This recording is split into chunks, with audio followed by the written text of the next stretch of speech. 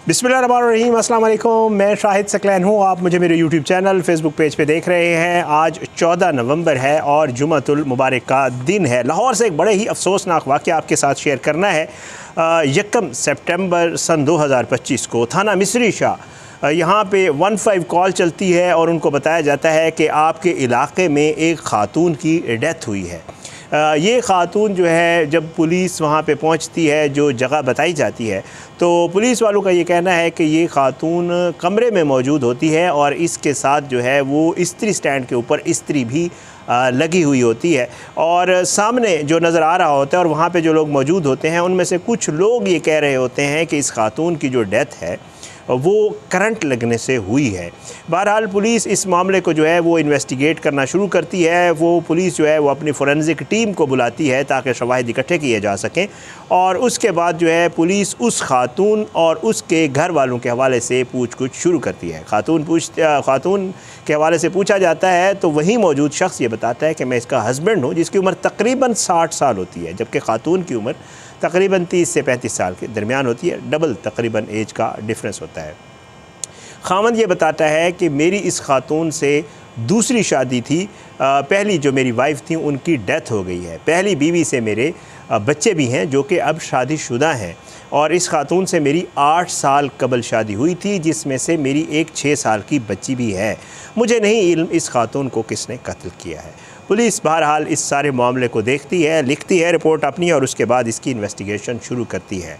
Police का ये कहना है कि जब हमने तमाम पहलुओं के ऊपर काम किया तो हमारे सामने बहुत ही खौफनाक इंकशाफात हुए और ये बात सामने आई कि इस खातून को मारने वाला जो है वो कोई और नहीं बल्कि इसका यही शोहर है, जिसकी उम्र 60 साल है।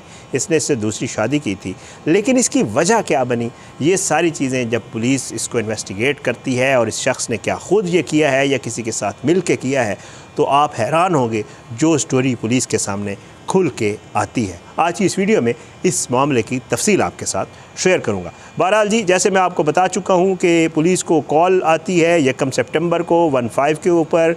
पुलिस जब वहां पहुंचती है तो वहां अनवर नामी एक 60 साल का शख्स मौजूद होता है। वो यही बताता है कि जी मेरी जो है इससे दूसरी शादी थी, मैं आपको पहले बता चुका हूँ, और इसकी मौत के हवाले से वो कहते हैं कि जी इल्म नहीं हो रहा वजह क्या बनी, कि इसकी डेथ कैसे हुई। बहरहाल पुलिस जो है इसको इन्वेस्टिगेट करती है तो पुलिस को वहाँ पर मौजूद कुछ जो लोग हैं, जो पड़ोसी होते हैं, वो ये बताते हैं कि इस शख्स की ये दूसरी शादी थी और अक्सर व बेशतर जो है इसकी इस खातून के साथ नाचाकी होती थी। बाकायदा तौर पे जो है वो पुलिस को बताया जाता है। पुलिस को मामला मशकूक लगता है और पुलिस जो अनवर नामी शख्स है 60 साला, इसकी मोबाइल डेटा और चीज़ें चेक करती है और पुलिस इस अनवर नामी शख्स के ऊपर बाकायदा तौर पे शक का इजहार कर देती है और कहती है कि मामला मशकूक है। पुलिस जब इसको इन्वेस्टिगेट करती है, अपने तरीके से थोड़ी बहुत बातचीत पूछती है, तो आप यकीन करें बहुत ही हैरान कुन चीज़ सामने आती है। ये शख्स ये बताता है कि इस खातून से मेरी दूसरी शादी थी और ये मुझे बहुत ज़्यादा तंग करने लग गई थी। असल जो मामला है वो अल्लाह ताला बेहतर जानता है, लेकिन जो लोग वहाँ पे मौजूद हैं या जो पुलिस ज़रा है वो ये बताते हैं कि उसमें बहुत सारी वजूहात थी और इसको कहीं शक भी था इस खातून के ऊपर कि क्योंकि मैं बूढ़ा हूँ, मेरी एज ज़्यादा है और ये खातून जो है ये मेरे जो है गैर मौजूदगी में कहीं इसके साथ कोई मामलात हैं किसी के साथ या तो तल्लुकात हैं, ये जो है ज़रा से है। लेकिन इसने पुलिस को ये बताया है कि जी मेरी जो है ये नाजायज़ ख्वाहिशात करती थी, मुझसे ऐसी चीज़ों का तकाज़ा करती थी जो मैं पूरी नहीं कर सकता था, तो फिर मेरा अक्सर व बेशतर जो है इसके साथ लड़ाई झगड़ा रहता था। बिल आखिर मैंने ये सोचा कि क्यों ना इससे जान छुड़ाई जाए, लेकिन मेरे लिए ये पॉसिबल नहीं था क्योंकि ख़ातून माशाअल्लाह सेहत में भी ठीक थी, जवान भी थी और इस बंदे के बस का रोग नहीं था कि अकेले उस काम को अंजाम दे। इसने पुलिस तफ्तीश में ये बताया है कि मैंने इस काम के लिए अपने एक दोस्त जो कि फ़ौत हो चुका है, मेरा एक दोस्त था, उसका एक बेटा है, उसको साथ मिलाया और एहसान नामी ये लड़का जो है ये इन ड्राइव या जिसको ऑनलाइन आप कह सकते हैं ये जो काम करते हैं लोग, वो जो है चलाता था। इसने उसको बताया कि यार मैं तुम्हारे चचा हूँ, तुम्हारे बाप का दोस्त हूँ, तुम मेरी एक मुश्किल आसान करो। तो इस लड़के ने कहा कि मैंने क्या करना है, तो इसने उसे बताया कि यार तुम जो है किसी तरीके से मेरी इस औरत से जान छुड़ा दो। ये कहता है कि हमने जो है वो किया, प्लान किया कि आखिर हम इस काम को सरअंजाम कैसे देंगे। तो जो लड़का है उसने कहा कि जी हम ये करते हैं कि पहले इस खातून को बेहोश करते हैं और बेहोश करने के बाद ये सारा कुछ करेंगे। तफ्तीश के दौरान एहसान ने और अनवर साहब ने बताया कि हमने बाकायदा तौर पे ऑनलाइन क्लोरोफॉर्म मंगवाई। क्लोरोफॉर्म आपको पता है एक महलूल होता है जिससे अगर आप किसी शख्स को सुंघा दें तो वो बेहोश हो जाता है। वो ये कहते हैं कि हमने ऑनलाइन क्लोरोफॉर्म मंगवाई। क्लोरोफॉर्म जब पहुंची तो हमने ये प्लान किया कि हम इसको क्लोरोफॉर्म सुंघाएंगे। एहसान इस अनवर के घर आया और आकर जो है एक बैठक में बैठा, जो ड्राइंग रूम था। अनवर ने अपनी बीवी को कहा कि मेरा दोस्त आए, उसके लिए खाना बनाओ, चाय पकाओ। तो जब वो खातून गई किचन में तो एहसान को अनवर ने रास्ता दिखाया कि किचन फ़लाँ तरफ है, तुम जाओ। ये शख्स रुमाल पर क्लोरोफॉर्म डाल कर गया किचन में और इसने इस खातून के नाक के ऊपर जो है वो रुमाल रखा। तो वो खातून, ज़ाहिर बात है क्लोरोफॉर्म से बंदा बेहोश हो जाता है, वो खातून बेहोश हो गई। अच्छा, इन्होंने क्या किया? इन्होंने ये किया कि जब वो खातून किचन में बेहोश हो गई तो उस खातून को वहाँ से इन दोनों ने उठाया।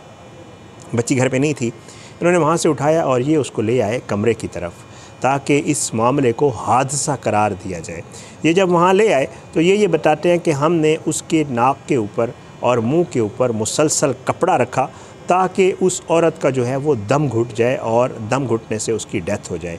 ये कहते हैं तकरीबन 15 से 20 मिनट हमने उस औरत के मुंह के ऊपर कपड़ा रखा। जब हमें ये हो गया कि इसकी डेथ हो गई है तो आप ये ख़ुद देखें हैं एक और हैरान कुन चीज़।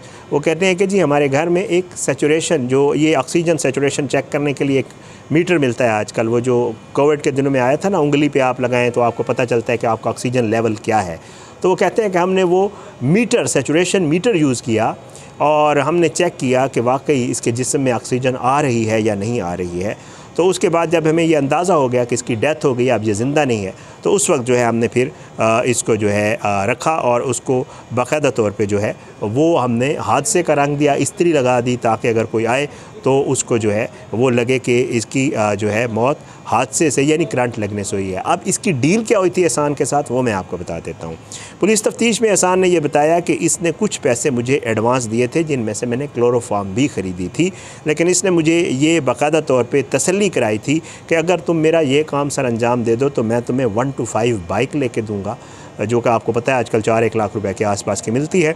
एक इनकी आपस में ये डील हुई थी और फिर इसने इसको ये भी यकीन दिलाया था कि क्योंकि मैं इस खातून का खामंद हूँ और ज़ाहिरी बात है जब ऐसा कोई मामला होगा तो जो मुद्दई होगा FIR में वो ज़ाहिर है मैं ख़ुद होऊंगा, तो तुम फ़िक्र ना करो, मैं मुद्दई हूँगा, मैं इसको हादसे का रंग दूँगा और उसके बाद पुलिस के साथ भी जितनी बातचीत होगी वो मैंने ही करनी होगी, तो किसी का भी शक या कोई भी मामला मैं तुम्हारी तरफ नहीं आने दूँगा। इसने एहसान के साथ ये बाकायदा तौर पे उसको यकीन दहानी कराई थी।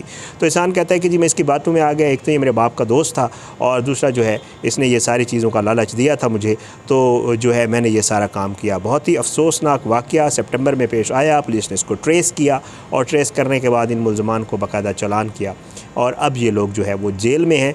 लेकिन आप ख़ुद सोचें, अल्लाह माफ़ करे, लोग किस हद तक एडवांस हो गए हैं और किस हद तक टेक्नोलॉजी का इस्तेमाल। आप ख़ुद सोचें, ऑनलाइन क्लोरोफॉर्म मंगवाना, फिर मौत की तस्दीक करने के लिए सैचुरेशन मीटर का यूज़ करना, जो ऑक्सीजन सैचुरेशन का मीटर होता है वो यूज़ करना, और फिर इस तरह इस मामले को हादसे का रंग देना।